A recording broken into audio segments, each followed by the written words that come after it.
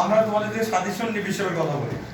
আমরা তোমাদের যে সাজেশনটা দিয়েছি আমরা এই বাংলা সাজেশনের বাংলা সেকেন্ড পেপার এবং ফার্স্ট পেপার দুটো আছে একসঙ্গে। সাজেশনের প্রথম যে তিনটা আছে না, এই তিনটা হচ্ছে মোস্ট ইম্পর্টেন্ট। আমাদের রাইটিং পেপারে প্রথম তিনটা মোস্ট ইম্পর্টেন্ট, আর পরের তিনটা হচ্ছে মোর ইম্পর্টেন্ট, আর বাকিগুলো সব লেস ইম্পর্টেন্ট।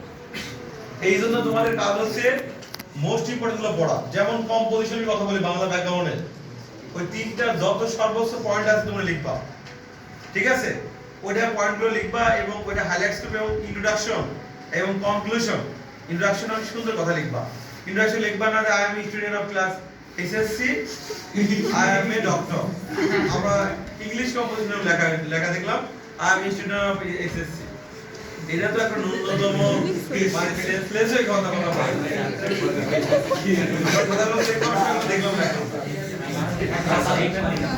তাহলে এই ক্ষেত্রে আমরা এইগুলো আমরা ক্লিয়ার করব। ওকে, আচ্ছা সৃজনশীলের কথা বলি আমরা। নির্দিষ্ট টাইম আছে কয় মিনিট করে আমাদের সৃজনশীল? একটা 22 মিনিট 22 মিনিট। আমরা প্ল্যান করব 21 মিনিট সুন্দর করে লেখা। এবং ক নম্বর এবং খ নম্বরটা যদি শতভাগ কমন হয় তাহলে লিখবা না, লেখার দরকার নেই। বুঝছো? ক নম্বর এবং খ নম্বর কি হতে হবে? শতভাগ কমন হতে হবে, তবেই লিখবো। এবং ক নম্বর খ নম্বরের বানান ঠিক করে লিখবো, ঠিক আছে? ক নম্বর খ নম্বরের কোনো বানান আমরা এলোমেলো করার সুযোগ নাই। বুঝছো?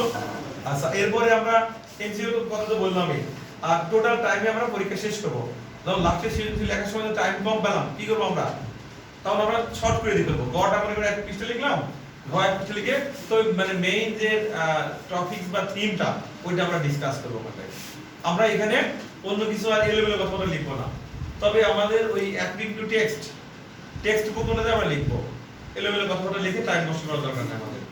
আর অনেকে মনে করছে পেজ ভরাট করার জন্য অনেক বড় বড় করে লিখে পেজ ভরাট করবো। ওই স্যারটা সিনিয়র, ওনার বয়স মিনিমাম খাতা দেখতে দেখতে 15 বছর হয়ে গেছে মনে করো। ওই জন্য অনেক বড় বড় করে লিখে পেজ ভরাট করার দরকার নাই। তো তথ্যগুলো সুন্দর করে লিখে আমরা লিখবো, এটা আমাদের টার্গেট। বাংলা সেকেন্ড পেপারে কম্পোজিশনে আমরা টার্গেট দিয়েছিলাম 3টা, বলিস না ইনশাআল্লাহ কমন করবে। তবে বিশ্বাস রাখতে হবে, বিশ্বাস ছাড়া তোমার কিছু সম্ভব না। প্রতিটা বিষয়ে কিন্তু মানে বিশ্বাস রাখতে হবে, নাহলে কিন্তু কমন পড়বে না। অবিশ্বাস করলে দেখছো যে 14 নম্বরটা পড়ছে কম্পোজিশন, তুমি বসে আছো।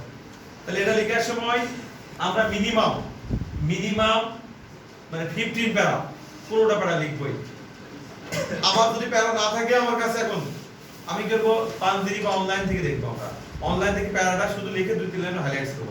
অনেক স্যার আছে প্যারাটা গুলি করে নাম্বার দিবে, অনেক আছে পেজ গুলবে, টিক মারে কটা পেজ? 15টা পেজ, মার্ক দিলে 15।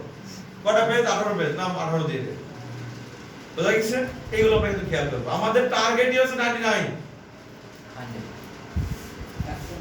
যদি 99 টার্গেট হয় তাহলে আমি 98 পাবো, আর 100 টার্গেট 99 পাবো। তো বাংলাতে 100 পাবে, তাহলে 100 এক টার্গেট। বাংলা সেকেন্ড পেপারে আমি বলে দিলাম 100 পাবে। বাংলা ফার্স্ট পেপারে 100 বার রেকর্ড দেখি না আমি, তো বাংলা সেকেন্ড পেপারে 100 পেজ আমি দেখছি। তো বাংলা ফার্স্ট পেপারে 100 পায় না। তবে চেষ্টা করতে হবে বাংলা ফার্স্ট পেপার পরীক্ষা।